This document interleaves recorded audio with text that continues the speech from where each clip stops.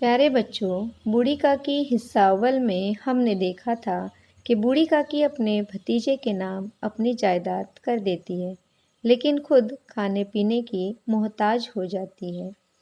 बुधराम यानी बूढ़ी काकी का भतीजा, उसके बच्चे भी काकी को परेशान किया करते थे, लेकिन उसकी छोटी लड़की जिसका नाम लाडली था, वो काकी की बहुत परवाह करती थी। चलिए अब आगे क्या होता है देखते हैं इस वीडियो में। रात का वक्त था। बुधराम के दरवाजे पर शहनाई बज रही थी। शहनाई फूंक कर बजने वाला एक साज जो बारात के साथ बजाया जाता है। तो एक रात बुधराम के दरवाजे पर शहनाई बज रही थी। क्यों बज रही थी? क्योंकि आज बुधराम के बड़े लड़के जिसका नाम सुखराम है, उसका तिलक आया है। तिलक आना, रिश्ता पक्का होना, उसी का जश्न मनाया जा रहा था। घर में मस्तूरात गा रही थी। मस्तूरात पर्दा नशीन औरतें। और रूपा यानी बुधराम की बीवी मेहमानों की दावत का सामान करने में मसरूफ़ थी। भट्टियों पर कड़ाव चढ़े हुए थे। भट्टी यानी आतिशदान पर कड़ाव चढ़े हुए थे। एक में पूरियाँ कचौरियाँ निकल रही थी, दूसरे में समोसे। एक बड़े हंडे में मसालेदार तरकारी पक रही थी। घी और मसाले की इश्तिया अंगेज खुशबू चारों तरफ फैली हुई थी। इश्तिया अंगेज, भूख बढ़ाने वाला।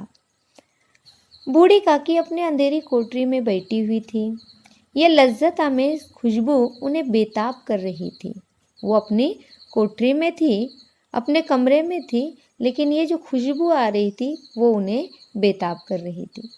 उनके चश्मे ख्याल में, चश्मे ख्याल तसव्वुर में पूरियों की तस्वीर नाचने लगी। क्या सोच रही थी? खूब लाल लाल, फूली फूली, नर्म नर्म होंगी क्या पूरियाँ।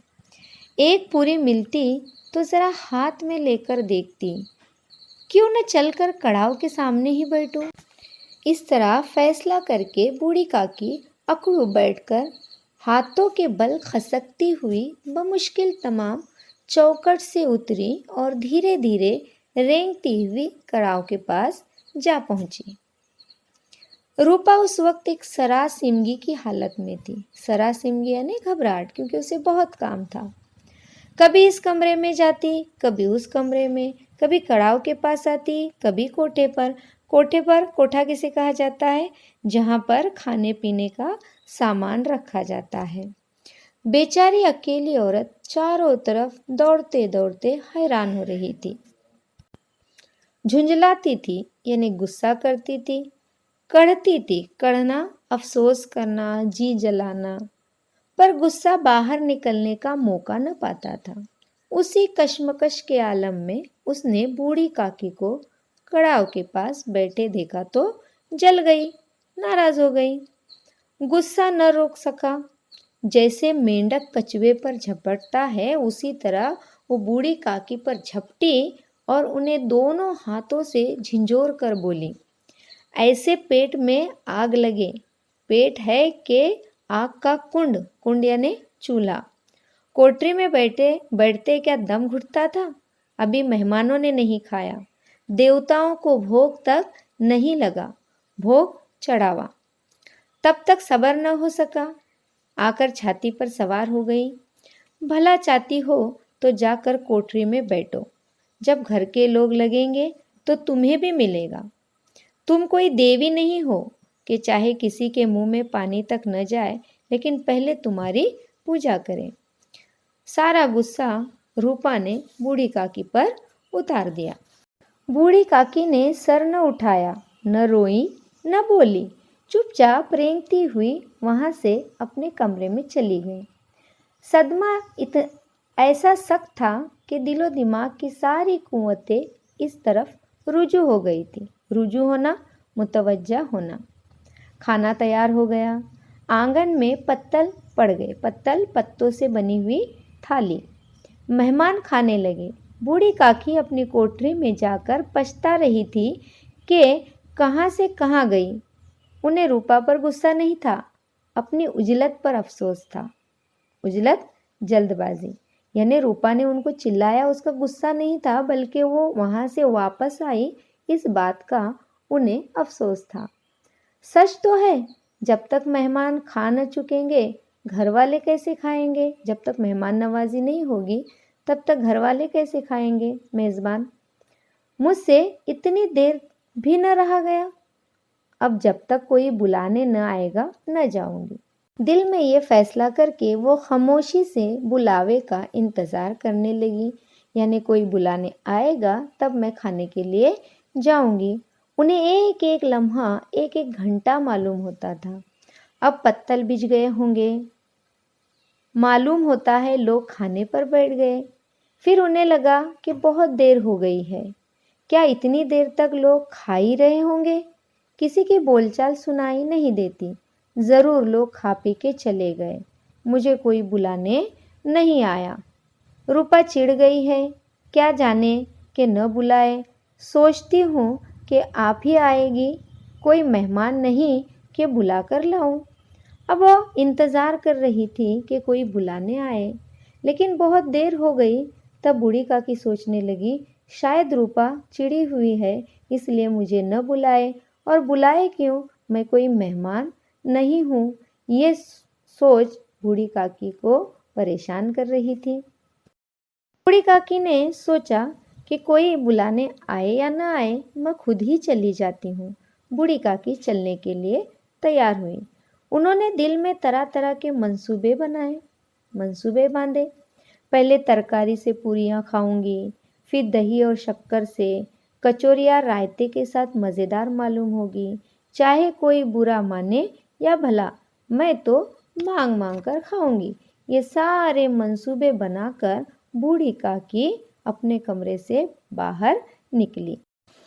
बूढ़ी काकी अकड़ों बैठकर हाथों के बल खिसकती हुई आंगन में आई।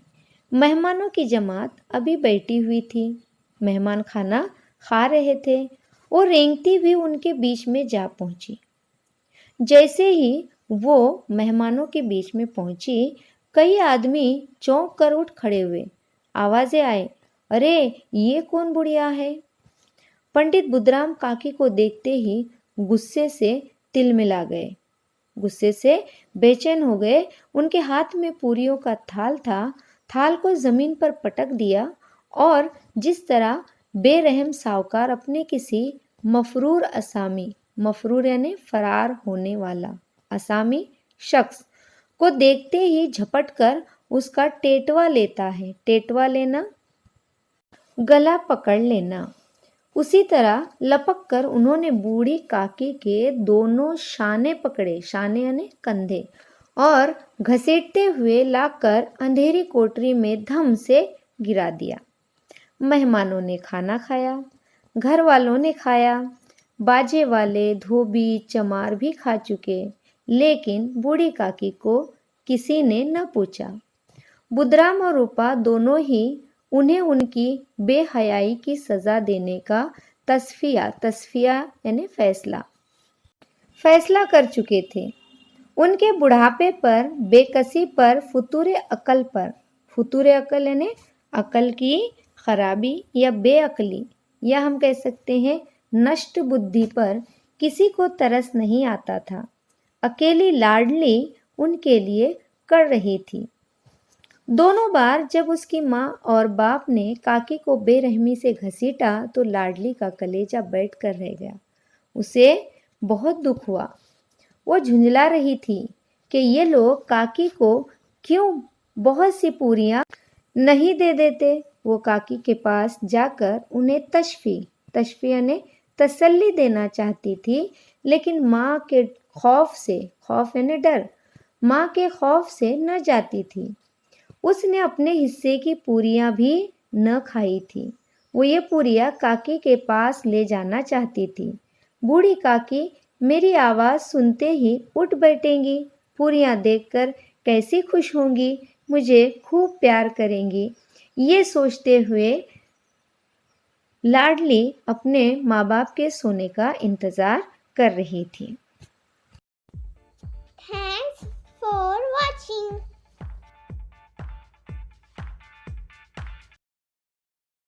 अगर आपको ये वीडियो पसंद आया हो तो इसे लाइक और शेयर ज़रूर कीजिए और मेरे चैनल को सब्सक्राइब करना न भूलें। क्या काकी को खाना मिलेगा? लाडली काकी की मदद करेगी? क्या रूपा को अपनी गलती का एहसास होगा? इन सारे सवालात के जवाबात के लिए देखना होगा बूढ़ी काकी हिस्सा सुवम। मिलते हैं बहुत जल्द बूढ़ी काकी हिस्सा सुवम में। तब तक के लिए दीजिए इजाज़त।